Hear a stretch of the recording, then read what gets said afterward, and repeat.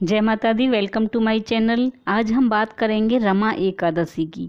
जो भी बहन भाई कार्तिक स्नान कर रहे हैं उनको रमा एकादशी का महत्व जान लेना चाहिए।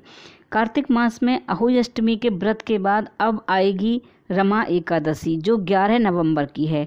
तो जो कार्तिक स्नान करते हैं उनको तो ये एकादशी का व्रत जरूर करना चाहिए, विधि विधान से पूजा करना चाहिए।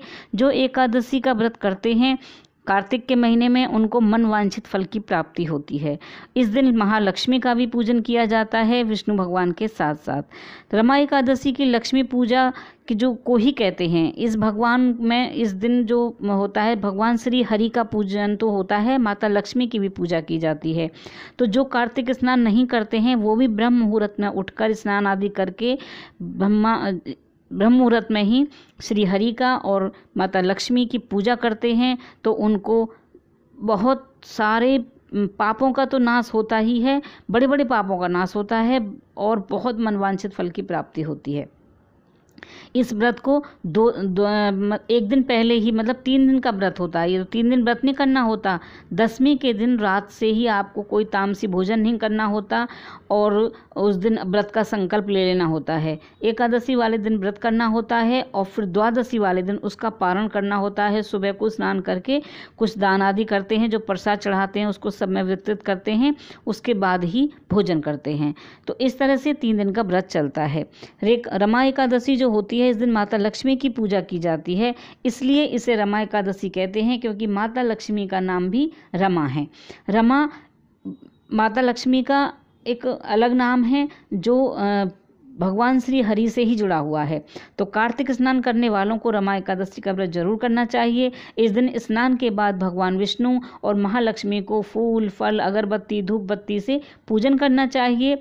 तुलसा जी की मंजरी का भोग लगाना चाहिए। व्रत करना और उसको अच्छी तरह से मतलब जिस दिन व्रत होता है उस दिन आप सुंदरकांड का पाठ पढ़ें, गीता का पाठ करें।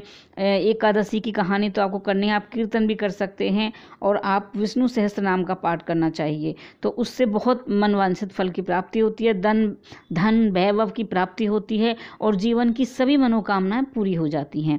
तो मैं आपको अब बताऊंगी ये रमा एकादशी की कथा क्या है। वैसे सारी एकादशियों की कहानी अलग अलग होती हैं, तो कार्तिक महीने में जो रमा एकादशी आती है उसकी कहानी क्या है। तो चलिए कथा प्रारंभ करते हैं। वसुदेव ने कहा, हे कुंती पुत्र युधिष्ठिर, कार्तिक मास के कृष्ण पक्ष की एकादशी रमा एकादशी कहलाती है। इस एकादशी का उपवास सभी पापों को मुक्त करवाकर उपवासक को परम धाम भेजता है। इसकी एक पुरातन कथा इस प्रकार है। राजाधिराज मुचकुंद की लड़की का विवाह नरेश चंद्रसेन के पुत्र सोमन के साथ हुआ। सोमन का शरीर निर्बल था परंतु उसकी पत्नी चंद्रभागा शक्तिशाली थी। एक समय रमा एकादशी के अवसर पर राजा ने अपने राज्य में मुनादी करवा दी कि राज्य के प्रत्येक बाल वृद्ध और युवक स्त्री यह सब उपवास करना होगा। उसके साथ घोड़े हाथी अन्य पशुओं से भी यह उपवास करवाया जाएगा। राजकुमार सोमन ने जब यह घोषणा सुनी तो वह चिंतित हो गए क्योंकि वह तो बहुत कमजोर थे, निर्बल थे। अपनी भार्या चंद्रभागा के पास आए और बोले, हे प्राण प्रिय, अगर यह उपवास मैंने किया तो मैं अवश्य ही मर जाऊंगा, अतः अब क्या करें। पत्नी ने सलाह दी कि अगर आप उपवास करने में असमर्थ हैं तो यहाँ से अनंतर कहीं और चले जाएं। वह बोला, हे प्रिय, मैं शरीर से तो यह व्रत नहीं कर सकता हूँ, असमर्थ हूँ, परंतु मन से मैं उपवास करने की बड़ी ही उत्कट इच्छा है। चाहे मैं मर ही क्यों न जाऊँ, पर इस भूखे प्यासे रहकर भी यह उपवास करना चाहूँगा और रात्रि जागरण करना चाहूँगा। तो उन्होंने इस तरह से व्रत भी किया, रात्रि जागरण किया और अपने रात को प्राण छोड़ दिए। उपवास के पुण्य स्वरूप उसे मरणोपरांत इंद्राचल पर्वत पर रत्न और आभूषणों वाला उत्तम नगर मिला। वह वहाँ आनंद मगन हो रहने लगे। अप्सराएं आदि उसकी सभा में गायन में नृत्य करते थे। एक अवसर पर राजा मुचकंद के नगर का एक ब्राह्मण सोम शर्मा तीर्थाटन करता हुआ वहां आ गया। वहां जहां पर सोमन सुखोपभोग कर रहे थे। वह बोला, हे नरेश, यह स्वर्गलोक तुम्हें क्यों कर मिला। सोमन ने कहा कि हे योगी, यह सब तो रमा एकादशी का ही प्रभाव है। मेरे समस्त पाप भस्मीभूत होकर मुझे यहाँ स्वर्ग में सुखभोग करने का स्थान मिला है।